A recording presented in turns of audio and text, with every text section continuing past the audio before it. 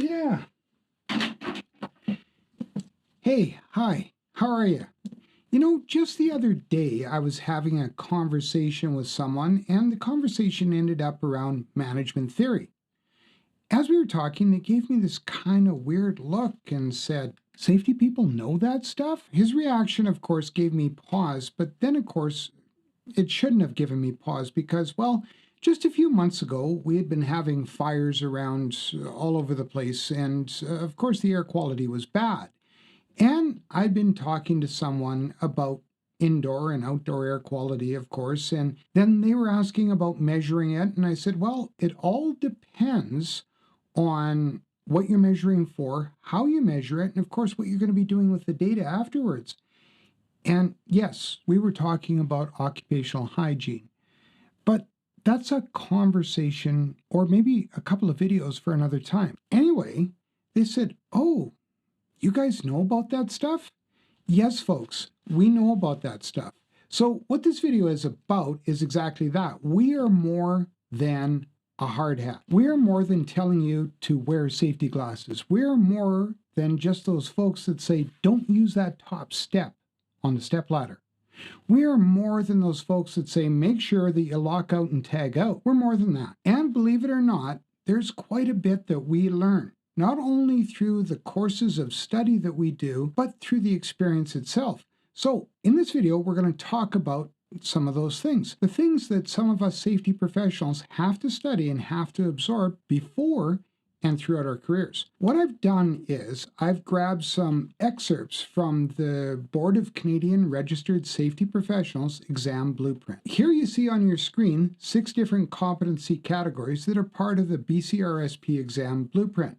And what I've done is I've listed them in the order that they appear in the blueprint document. Can you send me the link, please? And yes, there will be a link in the description, so if you want to go and have a look, you can download the blueprint yourself. That is, if you're interested in gaining a designation as a safety professional in Canada, or you're simply curious. Either way, you can see what areas to study and where you might want to start studying.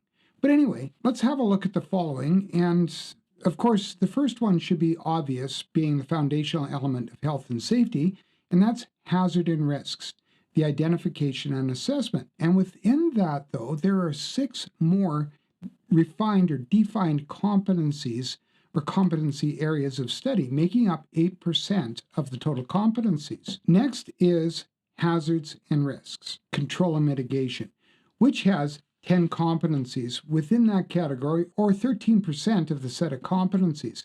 Now, following hazards and controls is health and safety management, that has a total of 27 competencies, or 35% of the total set of competencies. Incidentally, this makes up the bulk of the study and the bulk of the exam, which just makes sense. Next, we move on to ethics, professional role and function, and this works out to about 9 competencies, or 12% of the set of competencies. Yes, folks, we safety folks value ethics, and most of us will not jeopardize our ethics or integrity for anything. I say most of us because, well, there's always that one person. Anyway, the next set of competencies are technical, human, and social sciences, which there are 14 other smaller or more refined competencies, if you will, making up 18% of the total set of competencies. Yes, folks, what we do is science-based. And then finally rounding it off is management sciences. There's 11 competencies, or 14% of the set of competencies, which this formed one of my recent conversations, of course, as to what we do. Now, as I mentioned, within each category are sub-competencies, or sub-subjects, if you will. We'll talk more about those in a sec, but I want to let you know that the exam looks at more than just using luck. I had an instructor once who he didn't call it multiple choice, he called it multiple guess. And no, you need more than luck to pick the right answer. There's more to it than that. And to be honest, when I took my exam, it was pretty much the most rigorous application process and examination process I've ever experienced.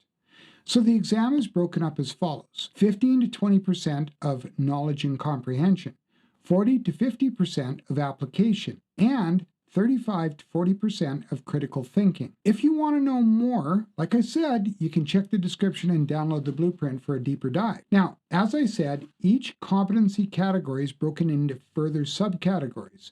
So, for instance, with hazard, risks, the identification assessment, you could look at as a sample of one of the competencies that you can expect, or what we would be expected to be tested on as safety professionals. Looking for a designation, the expectation is we would be able to demonstrate an understanding of the causational factors related to health and safety hazards, including biological, chemical, electrical, environment, ergonomics, fire and explosion, gravitational, mechanical, noise and vibration, pressure, radiant energy, and thermal. And you're going to see a recurring theme here, but emerging concepts and technologies. Now, this is just an example, of course, for hazard and risk identification assessment, but there's some further examples. Say under health and safety management, there's an expectation that we would be able to demonstrate an understanding of safety management in relation to